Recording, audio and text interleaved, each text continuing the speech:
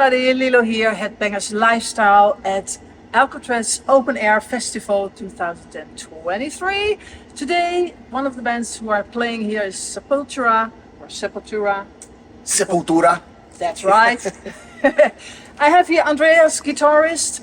We're gonna dive into some nice questions for you and see where it ends. Nice questions. Yes. Well, you just had the singing sessions. Is it good to see the fans? Definitely. Yeah, it's great. It's it's a good parameter, to see what they bring to sign. They bring a lot of the new album. Quadra is there a lot.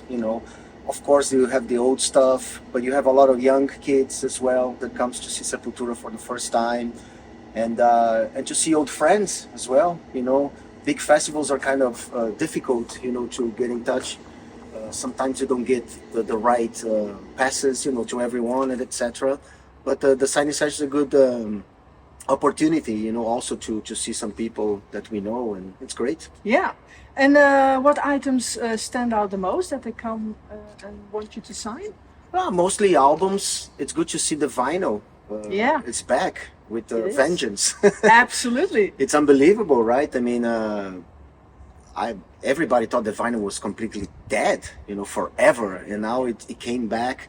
And for the metal community, it's great news, because that's what we love. I still have my old albums, like my Iron Maidens and Metallicas and stuff, Motorhead, that are so special, represent so much for each one of us. And my son now is taking care of my vinyl and improving, of course, buying new stuff and etc.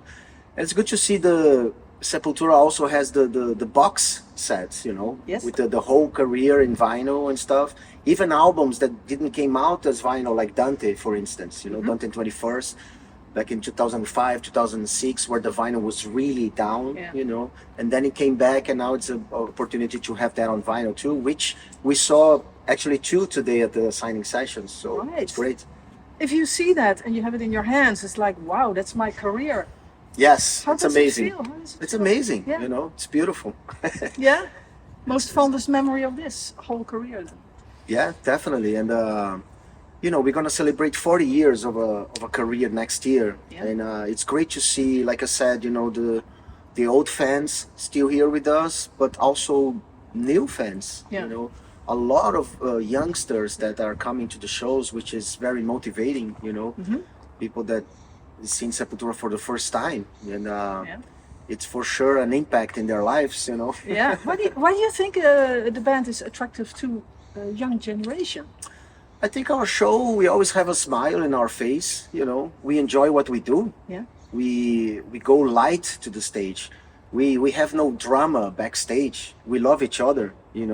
It's a great vibe to work in Sepultura, not only being a band, but with the crew. This is the Sepultura spirit, not that bullshit of separate dressing rooms and separate buses and all that crap, that doesn't belong here. Never did. No. That's why it didn't work out with some other people, And now we go to dinner together. We enjoy being in each other's company, and this is what Sepultura is all about. That's why we're still here. And it shows, and people comes to see, and they want to be a part of it, especially the youngsters that have so many different options, to see shows and concerts. And Sepultura somehow has a special quality, who knows what, that, keep us going for 40 years strong, Yeah. So you're very grounded, I guess, and there's nothing that makes you feel like, drag, I have to tour again. I mean, not at all. It's just super motivating. It's a privilege to be alive. We went through a pandemic situation. I went through a personal thing that my wife passed away a year and a half ago, cancer, and so it all, it's a school. Life is a school. You have to learn with the death and dying as well. Actually, the death is our biggest professor or master. Because you put a lot of in perspective, and you give so much energy to the today. You don't wait for tomorrow, because tomorrow cannot be. You never know. Yeah, that's true. And the past is gone. All we have is now, is the present. And Sepultura was always like that. We used and we talked about that in our lyrics, especially an album like Kairos, you know, that talks about that moment and stuff, you know. So I just have to be thankful, you know, to everything that happened. We have to embrace that kind of stuff as well, because otherwise you don't grow. Yeah. You just think that life is supposed to be paradise and everything's perfect, but it's not, you know. Yeah. And you have to learn with everything, and that's what we try to do every day. Yeah. And the last album, Quadra, it was released 2020, right? Yeah. Was that kind of a statement, musical statement for you? Definitely, every album it is, you know. Otherwise, we wouldn't be putting out something new. We have something to say. We go there and work on it, you know, the best that we can. And Quadra, for sure, I think, in my opinion, you know, it's our best work, you know, because it represents everything we ever did on our career. All the elements, you know, the old school thrash, the percussion, the groove, the instrumental, the orchestral instrumentation that we always, you know, use in so many different albums, melodies and whatever, you know, everything is there, plus our input of today, you know, 2020. We were talking about isolation and stuff even before the pandemic situation. So I think we are reading the world kind of in a right direction, you know. And that album, it's very strong, and that's why we're still here touring for it, you know, after almost 3 years of a release. Of course, we have the lockdown in the middle, but it's great. It's a very powerful album, and the fans had all this 2 years of lockdown to listen to the album, you know, so they know the songs, which is great. They're probably hungry for it to hear it, see it live, of course. All the shows that we're doing have been amazing, you know. Most of them are sold out, packed houses, and you see people leaving their houses, you know, celebrating life. That's what I'm saying, you know. We had dying and death too much close, and a lot of people lost their lives and their you know, their loved ones and stuff, and it gives a different perspective, and we should learn, like I said, you know, with it, and that's what we're doing, and a lot of fans are doing that too, really living the day, and wait for tomorrow. No, let's do it now. Now. Absolutely. Well, Sepultura keeps you busy, of course, on a daily basis, but is there anything you like to do when you're not working with the band and you have a pause, a break? Is there anything you like to do in your free time? Well, I mean, of course, spend my time with my family, you know, as much as I can, because I travel so much. So staying home, and I work with many different musicians in Brazil, different styles of music, different recordings. So I'm always messing with music somehow. I have my bicycle here in Europe, so I like to, you know, to disappear.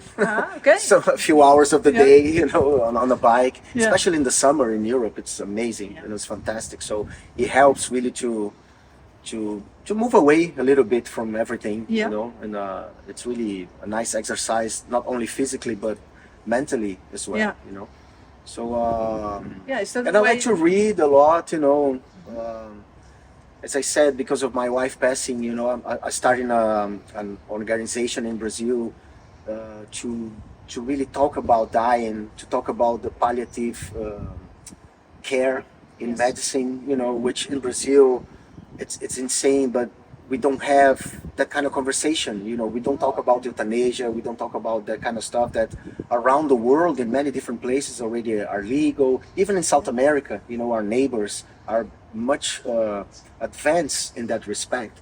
So that is taking a lot of time and effort, and reading about and meeting new people and doctors, and you know, really to try to instigate that type of subject, to talk around the Brazilian society. You know, we can improve and we can prepare ourselves better for that moment, which is already very painful. You know, you lose somebody that it's, you know, like I said, a loved one, you know, and but in life you can decide so much and not to live for the last moment, you know, like especially with family, and you know, dividing all the, you know, the house and whatever you have, you know. So we're trying to work and trying to instigate that type of discussion so we can prepare ourselves better as a society in Brazil to deal with that. You know, Yeah. it's possible. Yeah, yeah, breaking the taboos. Exactly, Through. exactly. Yeah, that's good. It's needed probably. Yeah. Yeah, I mean, Yeah, because of my absolutely. experience, you Yeah, know, absolutely. it's something that I felt that we could improve, and I really talking about publicity about my experience with my family and etc. And I hope I can inspire people Yeah. to talk about Yeah. at least, you know. Giving the awareness. Exactly. Yeah. Yeah. So, is there already ideas for working on new music, perhaps? Not at all. Okay. You just stick with. We working on a live album. Oh, okay. We're gonna celebrate 40 years next year. Yeah. And we want to do something really special, you know. We are already recording all the shows on this tour. We're gonna record all the shows, and when we feel we have the material, we're gonna put out something really special for the fans. I think this lineup is the lineup that it has to be registered, you know, on stage like that. And Yes. we are enjoying ourselves so much with the crowd, and like I said, smiles on our faces, having a good time. You know, why not? We're metal, but we smile too. Yeah, of course. Well, we're curious what will come up then with the whole Good. celebration, and looking forward to that. Great. Thank you so very much. Thank you. And thank you guys for watching Headbangers Lifestyle. Till the next one. Ciao.